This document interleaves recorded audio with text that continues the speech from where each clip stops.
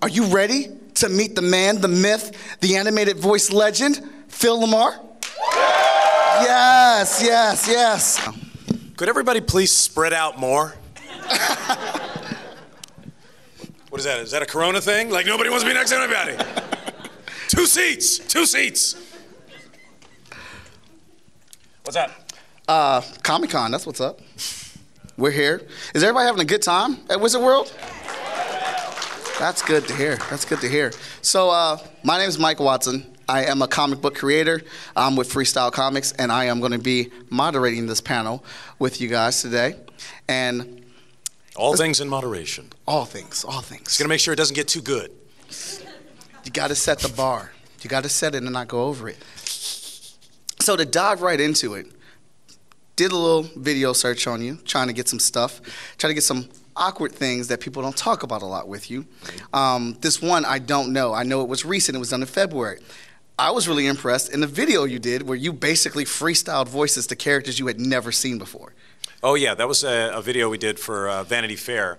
They brought actually they've done it with a bunch of people. They did it with Tom Kenny and Patrick Warburton, where they show you a cartoon character image, and then right on the spot we just sort of come up with what we think a voice might be for it. And yeah, it was actually a fun exercise.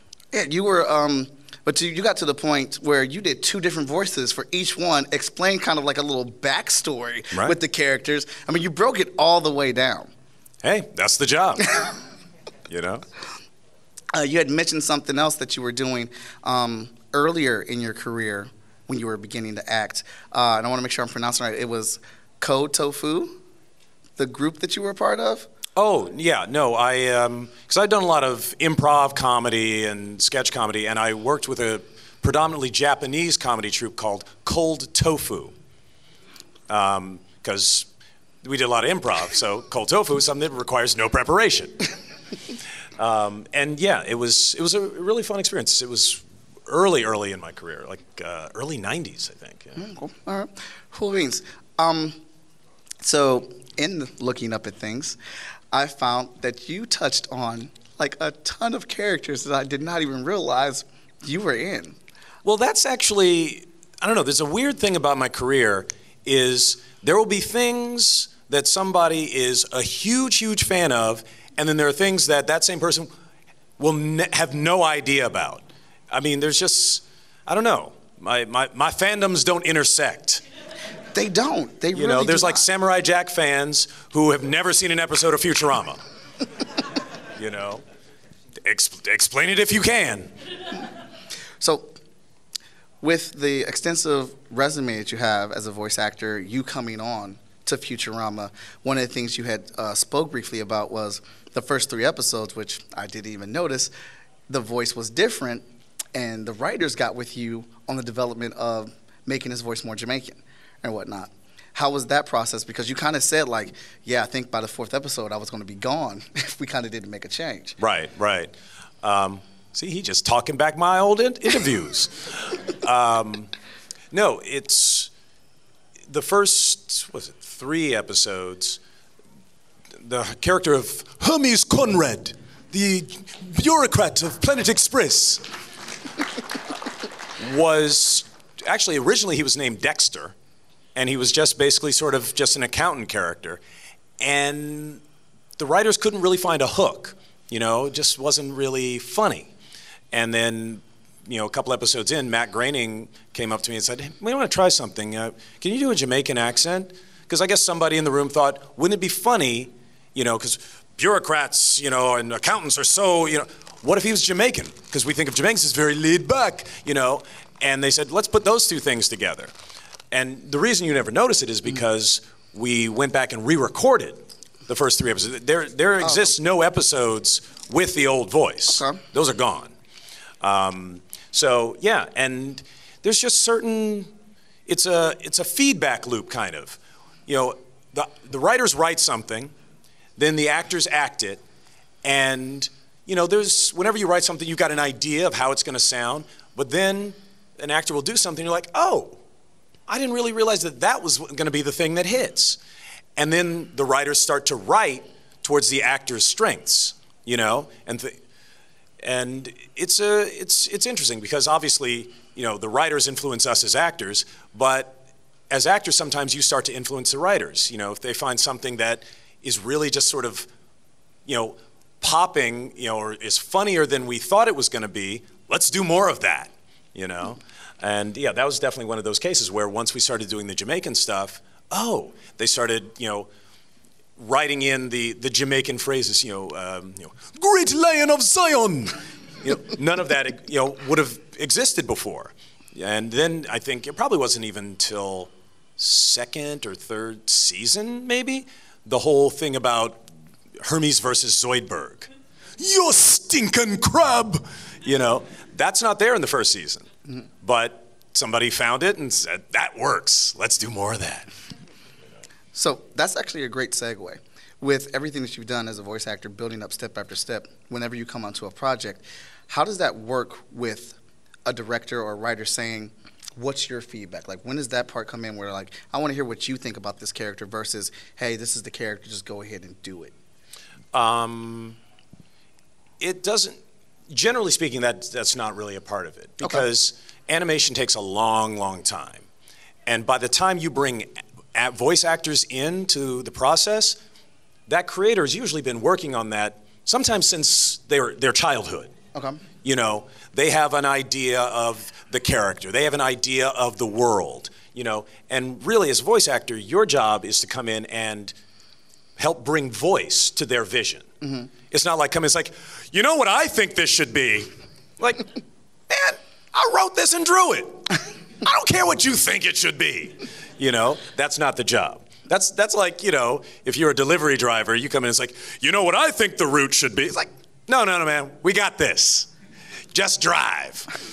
But what I'm saying is, as the process goes on, you start to, you know, just affect each other, you know? And sometimes it's not even conscious. Okay. You know, because the writers we're always looking for what works.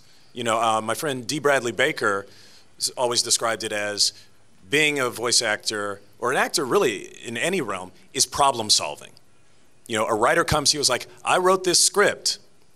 I want people to see it. That's the problem. They can't see the words on the page.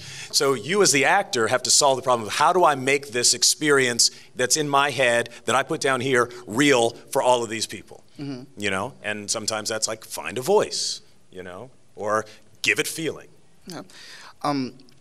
In your prep work before each character, how much research do you do, or how many voices do you play through before you get in a new role? Or is it all happening there in the studio and you work it out with the writer or the director saying, hey, this is what I'm feeling, this is what I think it is, and do you just instantly just work it out then, or is there a lot of prep work? No, what it is they have their idea, they've written it down, they send it out, and it's like, hey, we're looking for actors who might play this role, and you send in your audition.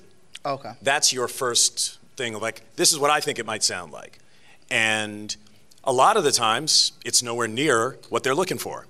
But if they think, okay, that sounds a little bit like it, then you come in and you meet with the creator and they say, I like what you did, can you make it a little younger, or, you know, what we're going for is he needs a little more edge, something like that. And then if you can make that adjustment, then like, perfect, that's what we're looking for.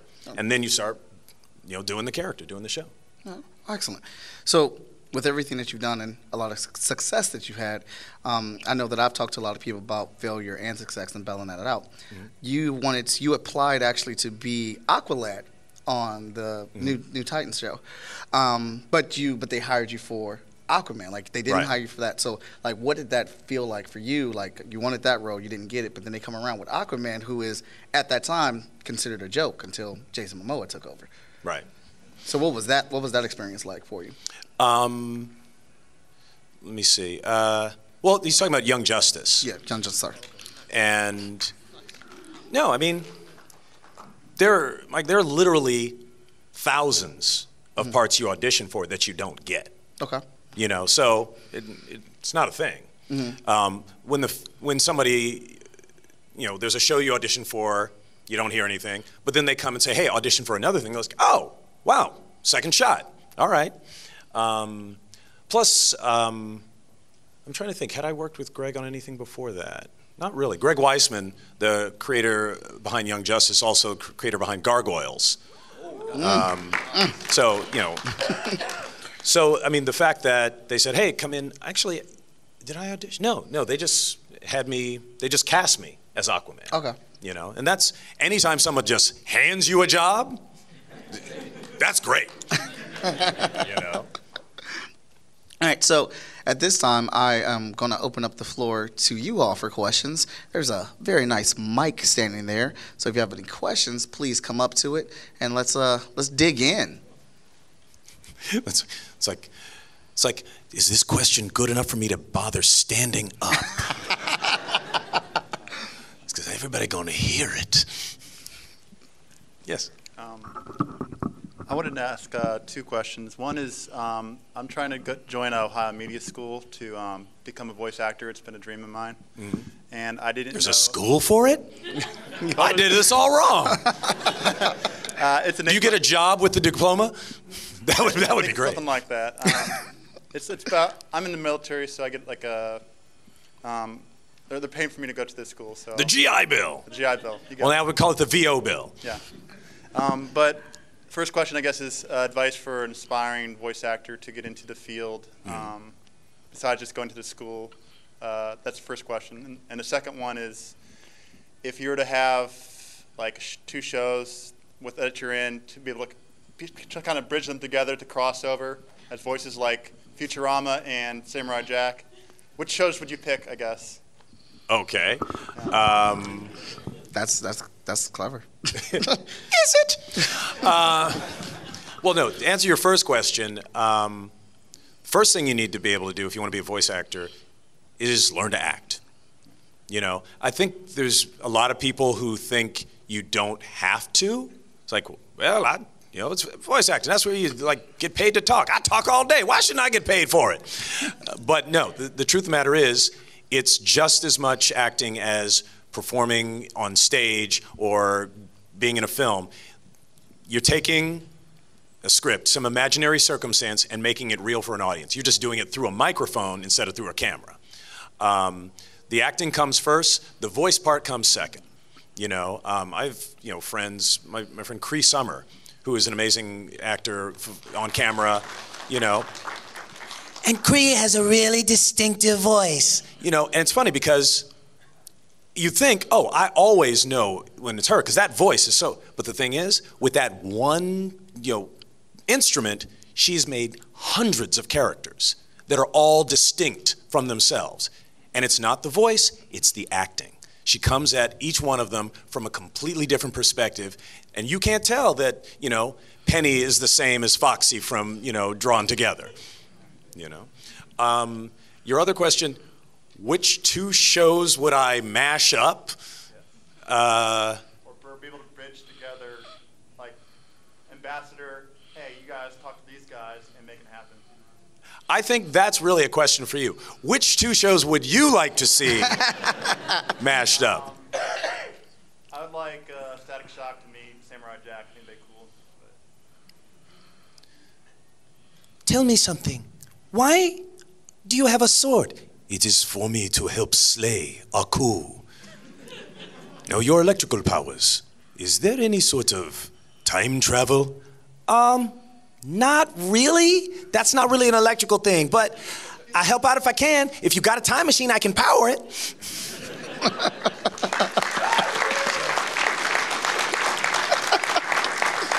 See, there are certain questions. It's funny because, I used to start panels no questions with the word favorite in them. Because what I found is when people come with you, it's like, what's your favorite of all the things you've done?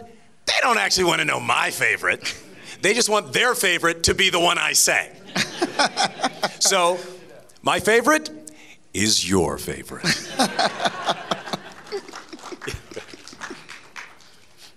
All right, I got a question. A couple months ago, I saw you on Kevin Smith. Oh, and, yeah. I was wondering when next time you're going to be on there. you and Mark Bernard and Kevin Smith, you know. I don't know. I think they got a whole line of celebrities much more famous than me ahead of me. So I don't know if I'll ever get back on there. Yeah, I did. Kevin Smith has the Fat Man Beyond podcast, and while he was on the road, they had guest co-hosts, and I went on there with Mark Bernard for Black Man Beyond, and we had a big fight about Watchmen and The Mandalorian. Because I'm a huge fan of The Mandalorian. And he was like, I don't know, like, what? What are you talking about? Watching that made me feel like I was watching the original Star Wars again. You know? It just had that thing of like, ooh, what world is this? What character is this? I want to know more about it. You know, the same way I felt in 1977 when you're watching all of this stuff you've never seen before, like, why has he got a thing in... Where's his helmet come from? You know? And to me, The Mandalorian raises all of that kind of energy, you know? He was like, I think it's for kids. Like, yeah, and their parents. Yeah, absolutely.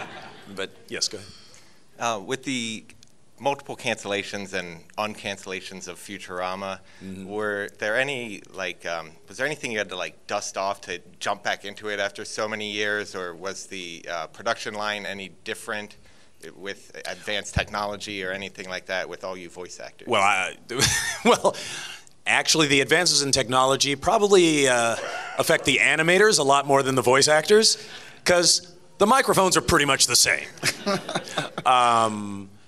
But the great thing is we were very, very lucky to be able to get most of our writing staff back for the later episodes, which I think was a huge, benefit for us, because you didn't have people trying to learn the voices of the characters. They knew them, and they'd been sitting on them like, hey, what about this idea? And I think that the later seasons, I think the show just got better and better.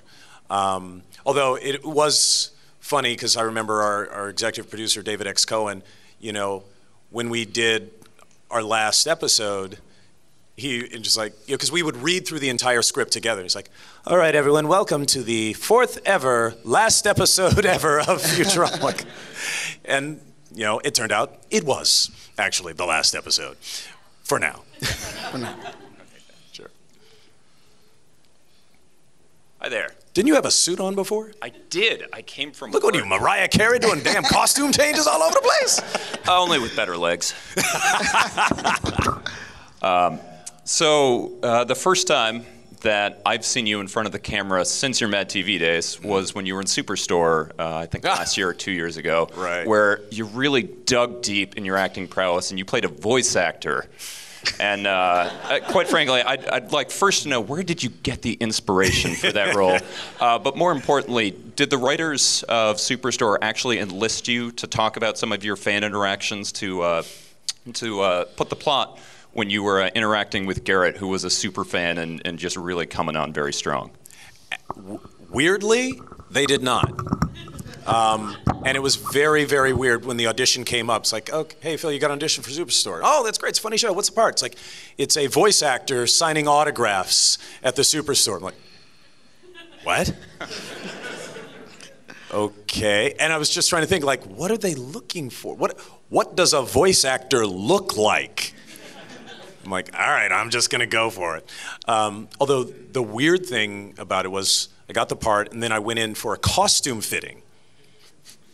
And they had one of my shirts that I owned. Wow. Hanging. I'm like, this is getting weird. And it was a lot of, art imitating life. But no, they did not ask me they just wrote all the awkward fandom that they could think of. And I'm like, this is so strange. But it was fun. Thank you. Hi. Hey. You mentioned that you had tons of roles that you've auditioned for and just never got. Can you tell us some of those roles that you never just couldn't get? Nope. All right, then. Thank you. Dude, I can barely remember the ones I got. And honestly, though, as an actor, if you remember jobs you don't get, that way lies madness. You can't focus on the things you don't get. You got to keep moving towards the next one you do. You know, and also statistically, there's just way too many. You know. Hi there. Don't mean to scare you, but Yeah. I just Too wanted late. to say, playing such iconic characters such as Samurai Jack, Wilt, Jon Stewart, and even more iconic shows which personally I grew up with. Right. How does it feel like to just sort of look back and realize you inspired like a whole generation of kids who had to grow up with you being like their example of the Green Lantern, or the shows you were on being their like first introduction to comic books, which was what mine was Right. with Justice League Unlimited. I feel very, very lucky to have worked with so many great creators. I mean, honestly, there are people who go through a career and they're lucky to get one, time working with somebody like Bruce Timm or Gendy Tartakovsky, or Matt Groening. And the fact that I've gotten to work with all of them, is such an incredible blessing. And the fact that the audiences have responded to, because the thing is, we can control whether something's good, but we can't control whether something's successful. That is out of our control. All we can do is go in and do our best work. And when you guys say, that is great, we love that, there's no better feeling. And also to have things that last, through time. Part of that, I believe, is the genius of the writing, the artistic stuff. Not everything that's popular at one point lasts. Not everything, has legs. And again, I've been fortunate enough to be part of those shows, to be part of, the Star Wars world. And it's funny, that's another reason I won't take questions with favorite, because if I had to choose a favorite, like, am I going to choose what? Green Lantern, the Jedi, or my tiny part in the Oscar-winning movie? Like, how do I choose? Fortunately, I'm lucky enough to have like 9 or 10 amazing parts that I feel, I'd be lucky to have one of in a career. So I got a whole bunch of favorites. But yeah, it's a wonderful feeling. Thank you. Thank you. Hi. Hey there.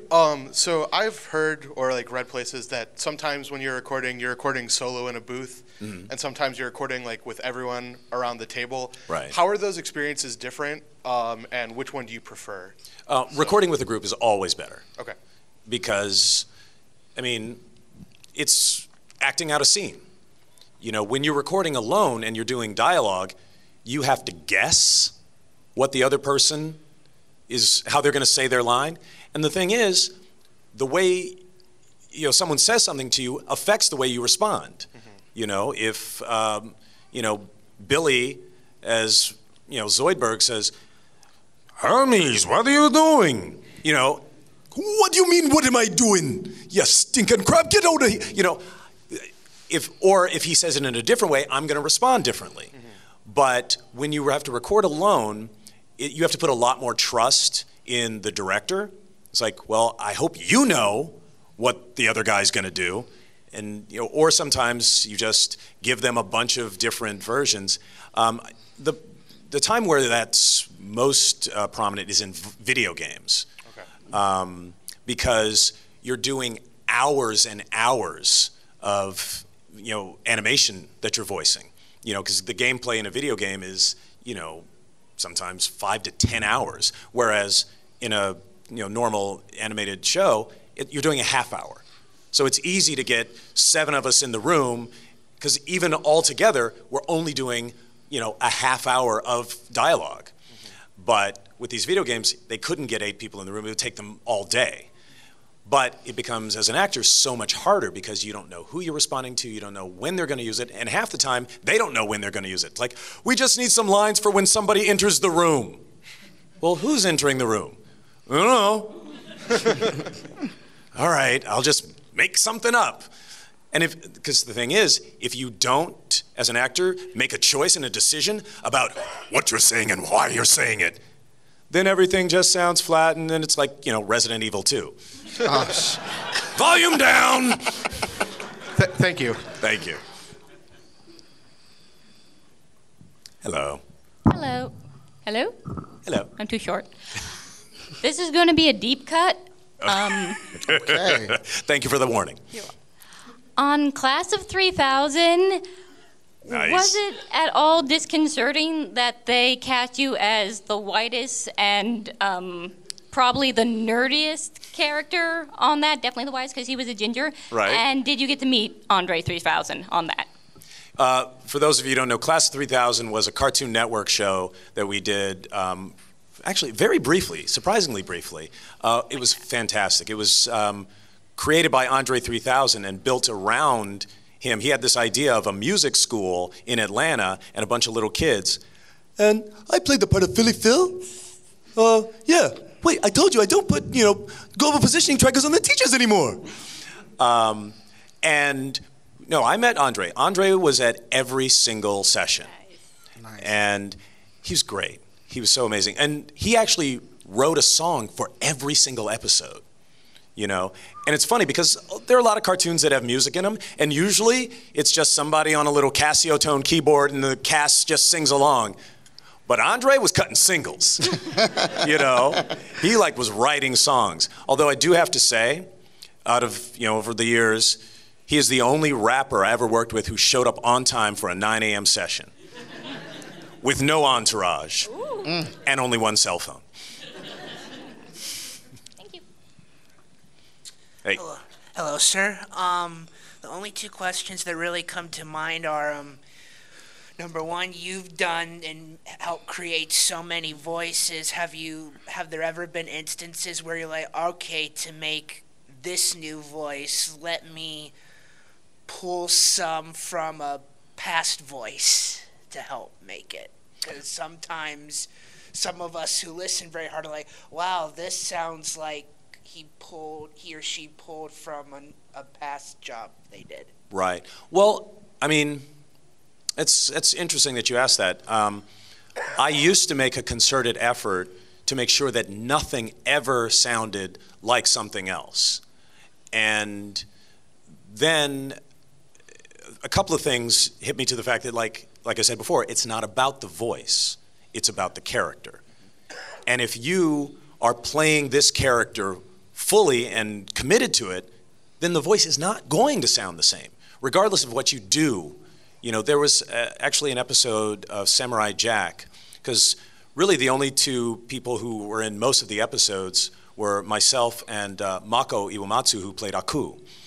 And as anybody who knows, who's ever seen anything he's done, Mako had a very distinctive voice. There was a barbarian named Conan. He had his immense texture, his accent, and one episode we did, we get the scripts and they said, okay, and Mako, you're going to be playing Aku and this other guy. And I'm like, wait, you got him playing another character? I'm thinking this in my head. I'm like, what about it? They're going to know it's, and I'm thinking, does this character turn into Aku later in the episode? Which has happened. But then they said, no. I was just like, okay. And I literally was thinking to myself, like, all right, when this is all said and done, after he goes, they're going to ask me to revoice it because I'm going to go to some place wholly different. But then Mako blew my mind. He didn't change his voice. He just performed that other character completely differently than he performs Aku.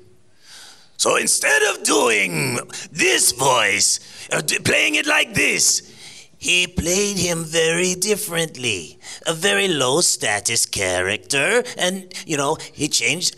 And when you watch that episode, you can't tell it's him. And I was just like, oh, I don't have to sew a new suit of clothes every time I go outdoors. I can just wear it differently. And that's, yeah. So sometimes you get things that live in the same place vocally, Like with John Stewart, the Green Lantern of Sector 2814. He's in a similar place to a character I did, actually I think maybe before him, in the Jack and Daxter series. A character named Sig, who's also another, big black man. But they're not the same voice, but they're in a similar part of my range, Yes. And my final question is, since you've done so many voices, have some of them ever, like, come out subconsciously, like when you're tired or something like that? Because you have all these characters living around in your head, and sooner or later it's like, hold on, I'm not speaking like myself, I'm talking like someone I did from work.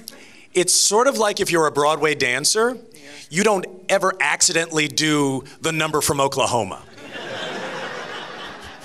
No matter how many times you did it on Broadway, it doesn't just slip out of your legs. So, no. Hi, how you doing? Good, how are you? I was wondering if you'd ever consider doing a podcast with Kari Payton. Do a podcast with Kari Payton? With Kari Payton, or do one as a duo together doing voices. You're talking about animation. No. Or anything like that. It's never come up. But if I ever did do a podcast, I think I would start doing your voice on it. Because you've got that radio voice. I've been told that. But I know another question is, how would I get into voiceover acting? Because I think Adam West tell me perhaps just walk around a radio station. Or just walk onto a microphone. Thank you. Thank you. Two quick questions. First one is there a voice actor you want to work with that you haven't? Oh, that's a good question. I'm sure there is, but I probably don't know them yet. Because, the thing is, a lot of us work together and on the same projects, and it's always so much fun to run into your friends, But yeah, obviously there's so many other voice actors that I don't know. But yeah, I don't know. The other one is there a voice that you want to do that you haven't used, or a part that you wanted to play that you know is impossible? That's a strange question. Because the thing is, and maybe this is different for other people, but for me, the voices don't sort of exist apart from anything else. I don't have voices. Somebody brings a character, and I find a voice for it. Oh, okay. You know what I mean? Do you know what I'm saying? Does that make sense? But I think there are people who go, I just do this voice. I'm like, well, but why? Who is it? Because to me, a voice just doesn't exist on its own. It's got to be attached to something, some idea. Honestly, the closest thing to that is I had a roommate in college who had a very, very distinctive voice and a very distinctive way of talking. And I have tried for years. Like whenever I'm sort of stumped or think something might fit, I'm like, let me try that one. Nobody's ever bitten. Cool. Sure. Hi there. Hey there. So you've voiced numerous superheroes, and I love hearing and finding out that you voiced this hero or that hero, and you have such a wide range. I was wondering, is there any one hero that you would love to do the voice for, whether on a Justice League or superhero squad type show where you're just having fun with it? Well, it's funny because, as an old, comic book guy from way, way back, I say Batman is my totem animal. But the problem is, there is only one true Batman, and I've had dinner with him. So, and it's, Who? Another one of Batman's sidekicks associates the same. Oh, no, but you want to be Batman. Yeah. But the thing is, if I were ever to try to play Batman from this point on, all I would be doing is my impression of Kevin. Of Kevin, right. Actually, it's interesting because several years back, they sent out an audition for the Looney Tunes characters. And they sent along a CD of Mel Blanc doing all those iconic voices. And I listened to it, and I was just like, no, Can't do it. Because to me, anything that doesn't sound like Mel doesn't sound like the character, doesn't sound right.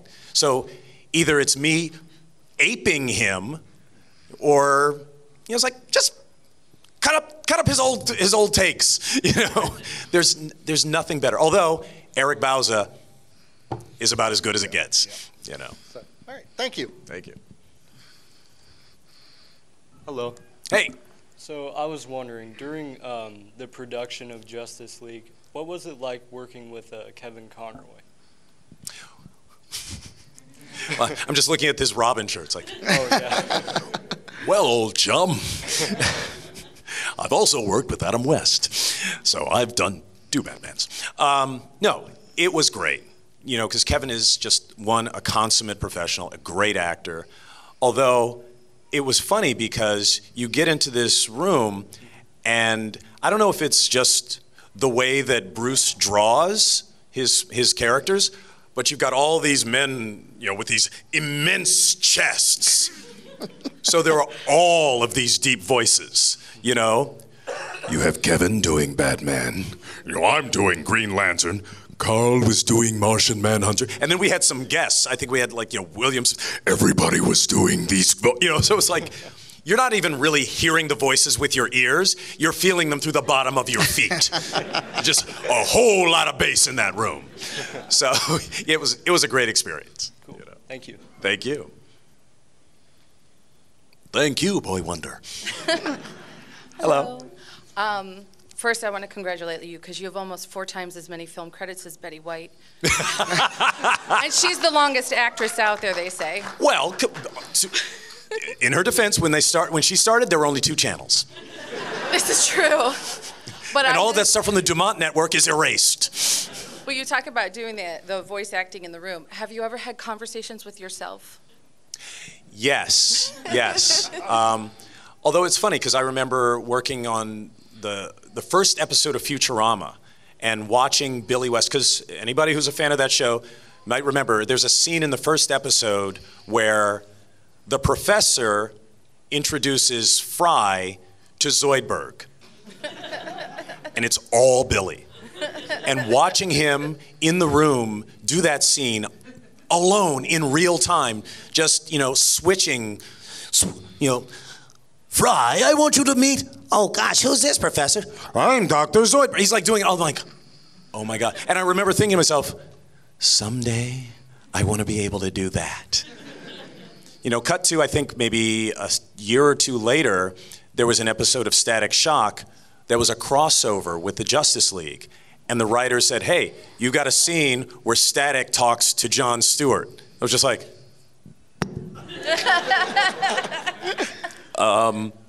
okay. And I was thinking, all right, I'm going to do it. I'm going to bounce back and forth. I'm going to go from this voice to this voice. Well, maybe not. And honestly, at the time, I was just like, you know what? It's less important that I, feed my ego than that the characters be consistent and solid. So we recorded all the Static lines first. And then all the Jon Stewart lines separately. And I was like, okay. Although later in my career, I felt confident enough. And by the time we did the Future episode where Green Lantern meets old Static, then I was confident enough to do... Wait a minute, you're Static? Last time I saw you, you were barely able to drive. Well, 50 is the new 16. So then I was able to do it back to back. All right. Just running out of time? For a second. Yeah, we got time for one more question. I'm so sorry, guys. This will be the last one. Sorry, long answers. I apologize. Hi, Phil. Long-time listener, first-time caller. I have a question about your appearance on Critical Role. Yes. What was the inspiration? Which one? The first one with the Goblins. The Goblins? Yeah. Yes. What was the inspiration for Brown Tooth, the Goblin, and what was it like playing with Matt Mercer as a DM? I think the inspiration was, I think that was probably the first time I'd played D&D in about 7 years. So I'm just like flying by the seat of my pants and trying to keep up with Ashley Birch and Taliesin Jaffe and everybody else. And just, again, just like with anything else, like, okay, he's a goblin, he's a rogue. I think he would sound like this, you know? And you're just sort of going with what. But the great thing is, it's all about your instinct. And working with Matt as a DM was amazing, because I'd never actually gotten to play with him outside of that, and he builds an entire world, and the atmosphere is so great. And if anybody else is a Critical Role fan, we also did another one-shot last year that Taliesin DM'd. It was not a D&D game, it was Call of Cthulhu, which I think is even harder for the game master, because there's not action so much. I mean, you're rolling to see if you go insane. And he created such an amazing atmosphere that as you're playing the game, you're actually like feeling creeped out, you know, as all of these weird things are happening. So both of those guys are geniuses in the amount of preparation and work they put in. And yeah, it was as much fun to play as it is to watch, probably even more, you know. Well, thank you. Thank you for coming to Cleveland. Thank you. Thank you, guys. All right, everybody, I would love to give this guy a round of applause and thank him for being out here tonight. Oh, thank you all for coming out. It's really cool. Oh, wow, they're still going. Hope you guys enjoyed yourself. Thank you for coming out. Hope you all had a good time, and thanks. All right. Thank you all for your support. Hey, this is Alex Malari Jr., and you are watching Fandom Spotlight. Be sure to hit that like button, share, and subscribe. Your Emperor commands it. Thanks for watching.